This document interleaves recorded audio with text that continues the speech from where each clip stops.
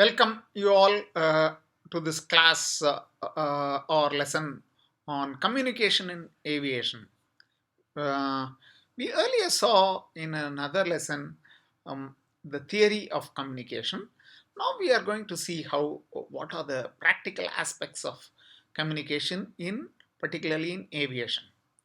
As already mentioned how important is communication per se, so we will not be elaborating on all those aspects. We are just going to be elaborating how important is communication at different levels in the aviation environment. I'm sure you are going to find this lesson useful.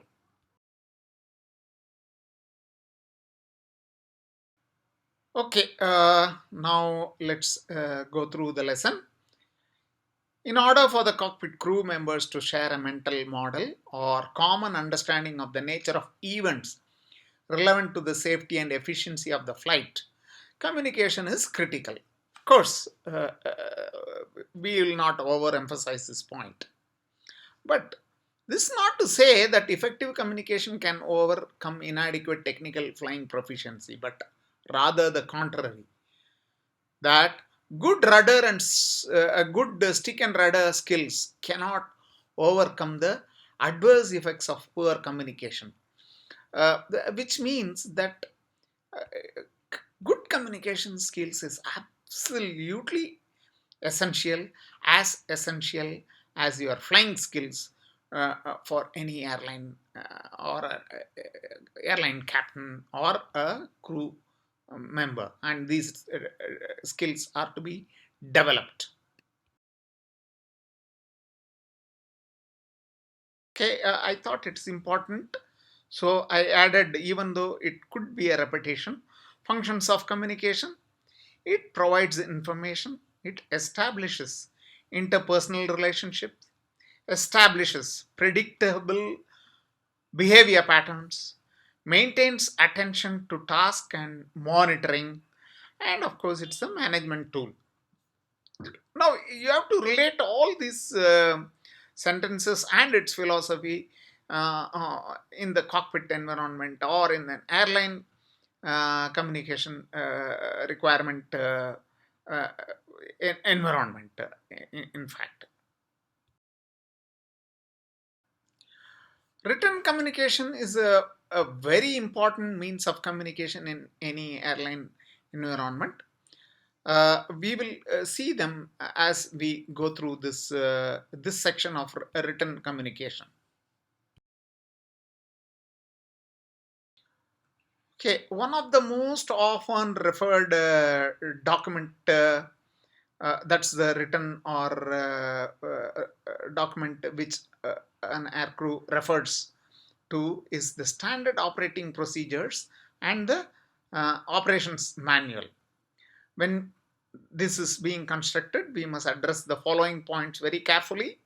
It must be easily understandable, it must be practical, and it must address the functions of personnel of different department, clearly lay down interactive procedures. And sometimes I find that the last two are the ones which are not very well defined in many organizations. That means functions of personnel of different department. That means if a function is to be produced to be performed, what are the different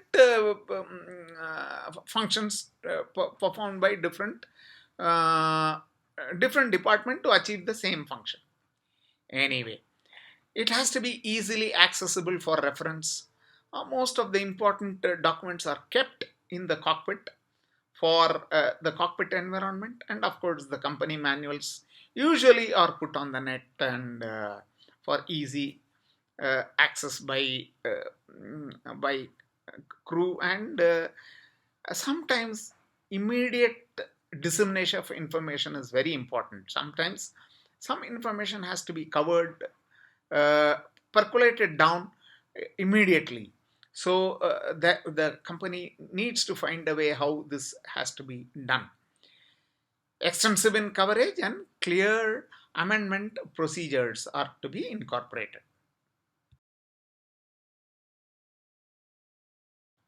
Okay, all this while we were talking about operations manuals and other company manuals, etc., which are prepared well in advance and disseminated well in advance. But there are several operational data which have to be studied at the very last minute of the flight, and they are disseminated just before the flight, and but and there's one whole lot of them, one whole lot of information, but the pilot needs to study everything carefully. What are they? Let's go through it. The NOTAMs, the navigation logs, the meteorological data, the current departure, destination, en route data, and what is the weather expected, etc. The technical status of the aircraft, which can change at any point, and after landing due to some technical issue, maybe there was a change in technical status, and there's a minimum equipment list which has been invoked. Information on passengers and load details so that the fuel figures can be decided quickly by the pilot, because these two are very interrelated. Depending on the number of passengers load, the pilot will have flexibility to uplift a little bit extra fuel. Regulatory clearances that ought to be obtained by op staff time in a timely and accurate manner. Airport authority clearances. Commercial, that the RNFC and navigation charges, these are to be settled many times just before the flight. May not be for regular airlines, but non-scheduled operators. Aircraft load and trim, which is prepared at the very last minute, till after all the passengers have boarded, the loads have been completed, and then which are to be. So everywhere you will find that it is time squeezed, and the accuracy demanded of the situation is very high. So uh, uh, the airline has to establish robust procedures so that accurate, timely information can be disseminated at all levels, at all times, around the time of operation. The most important form of communication which takes place at all the times at different levels is the verbal communication. The theory and the aspects of this we studied in our general lesson on communication. So I'm going to only emphasize those aspects which are relevant in the aviation environment. We speak different languages in different parts of the world. Uh, However, English has been adapted as the common language for aviation as per ICAO Circular of 323 of 2009. And it also provides guidelines for aviation English training programs, especially for those uh, people coming from areas where English is not a very strong. It's not a native language. Okay, within the cockpit environment, intercom is the best way, medium to communicate, and we also found that especially communication between air traffic control and the planes is critical if we are unable to convey what we wanted to convey, if we are unable to convey the exact meaning. So we have seen that these have resulted in fatal accidents, and we have learnt very good lessons.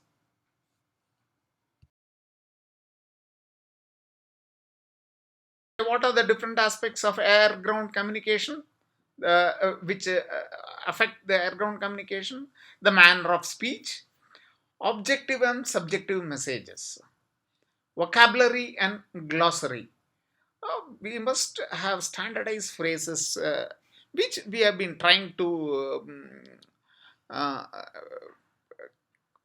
standardize all the articles and call outs and etc. But I still find there's lots of colloquial communication which happens all over the world, and many communication RT communication, which happens in local languages, which leaves the pilot from any other part of the country at a loss.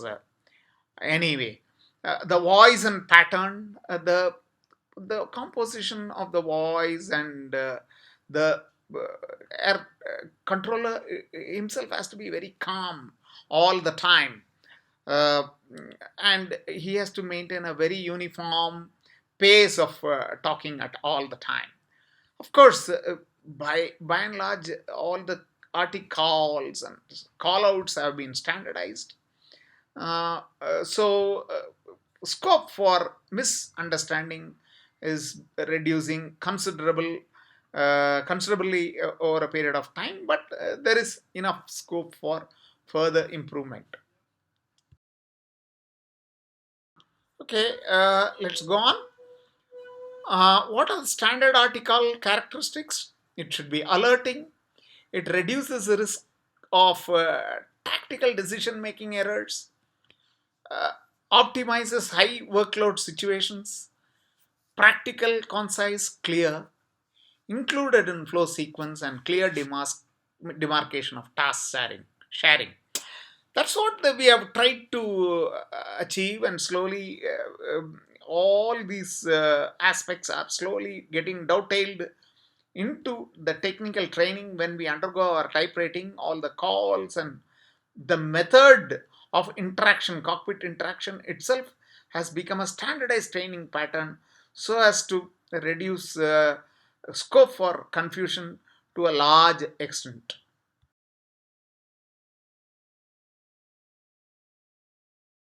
Okay, what are the standard calls used for? They are used to give a command, acknowledge a command, respond to a question, and call for status change, identify a specific event. So we will not elaborate since all these are going to be elaborated in several other forums, especially during the type training. Next is I want to explain an important aspect called listening. Most of the times we just hear what is being said, and we don't listen. There's lots of difference between hearing and listening. Listening is not only hearing but absorbing and understanding the correct message, and that also active listening. There is one passive listening and one active listening. Active listening is the most important aspect, especially in the departure and the terminal areas. One has to be highly alert, and one has to actively listen to the air traffic control instructions. So these methods have to be developed for every aircrew so that they become very useful members in the cockpit, and you know the air traffic control doesn't have to repeat every time what is being said. I will quickly go over some of the issues in air ground communication: incorrect phraseology, block transmission, accent and rate of speech, sleeping VHF receivers, wrong partial readback, frequency congestions, frequency disruption, long messages, incorrect call sign, equipment malfunction, etc. I don't have to go through every aspect in great detail. By now, you should have been exposed. This is merely to formalize the learning of this particular aspect. Okay, interpersonal communication. Much has been talked about interpersonal communication, and it's so important aspect that there is a separate. There would be a separate lesson covering these finer details of interpersonal aspects. So I'm not going to cover the various aspect in detail. I will just spend few seconds uh, and I just want you to brush through the points as we go.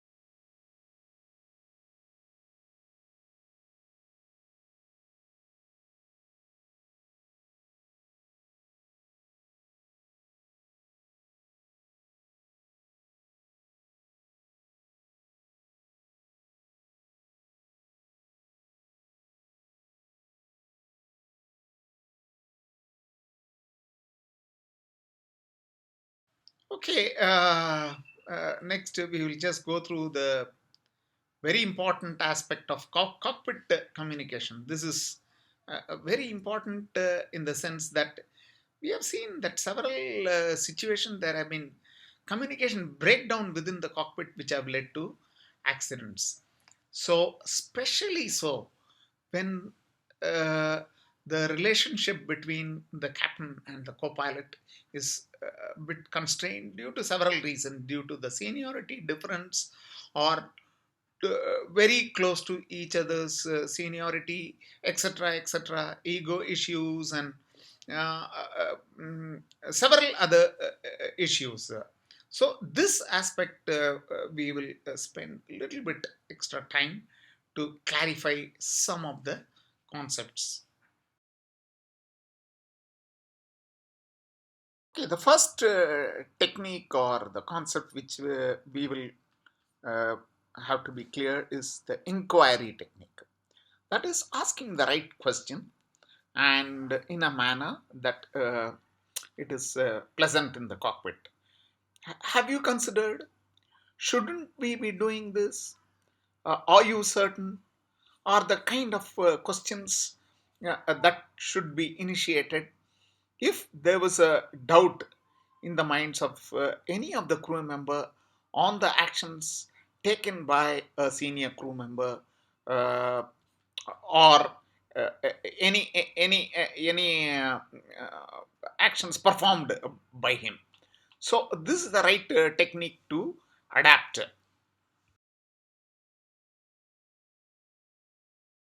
Okay, the next technique which we may adapt in the cockpit is assertiveness. It's a form of behavior characterized by a confident declaration or affirmation of a statement without need of proof. This affirms the person's right or point of view. Suppose you find that things are going a little bit out of control in the cockpit, so you need to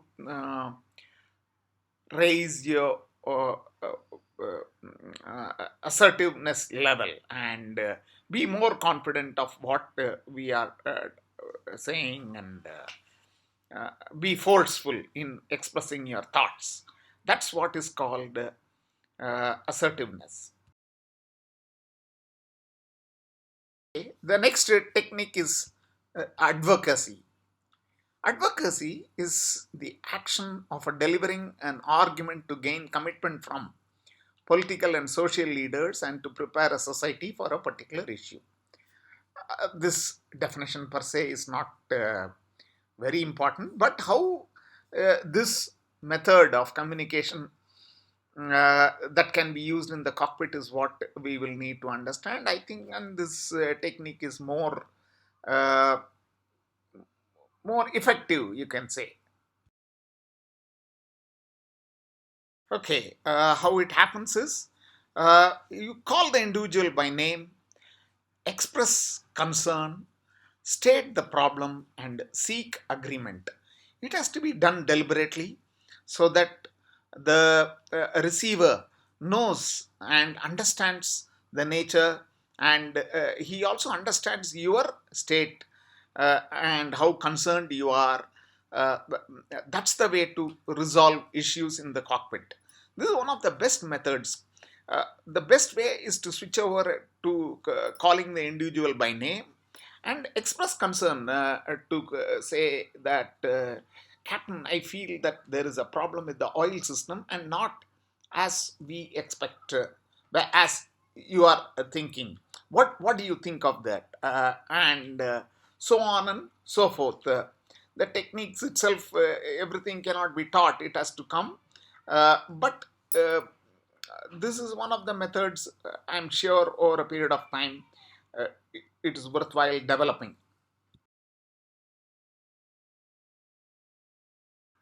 Hereby we come to the end of the lesson. Communication is very very important aspect in the aviation environment, and more so uh, interpersonal communication, written communication, communication between the cockpit and the air traffic control, usage of phraseologies and standard phrases for different situations. These are all very very important aspects, and we need to, it has evolved over a period of time, but there's still lots and lots of scope for further improvement in this area. And I'm sure the managers in airlines are aware of this, and they are constantly working towards improving the communication environment within the airline.